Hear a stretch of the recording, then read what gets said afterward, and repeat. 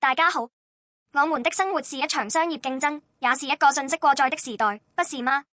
在這樣的時代，我們每天都面臨着陷入隱藏陷阱的風險。但是，如果能夠與一種像預知一樣的屬靈超能力連接起來呢？它可以為你的日常決策注入火花般的動力。今天，聖經中的先知以利沙就是這樣做的。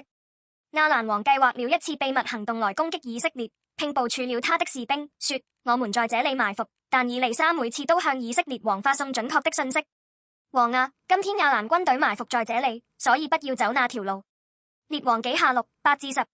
當亞蘭王的軍事行動屢次失敗時，他非常憤怒，說：我們中間難道有間諜嗎？他的神父回答說：陛下，我們中間沒有間諜，只是以色列的先知以利沙，連你在臥室裡說的隱藏的秘密達雅爾都知道。我們每天都站在無數選擇的十字路口，股票投資、求職準備、人際關係等等，不知道明天會發生什麼。沒有屬靈的達雅爾，我們注定會迷失方向。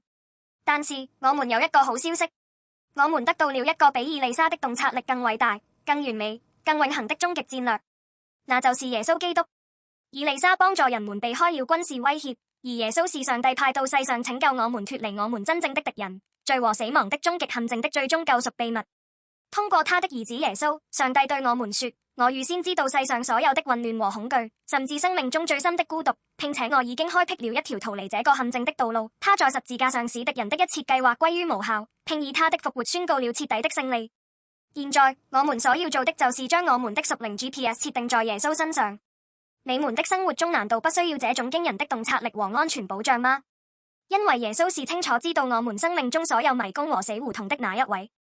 你可以接受的不是以利沙給出的暫時信息，而是改變我們永恆命運的上帝的最終戰略。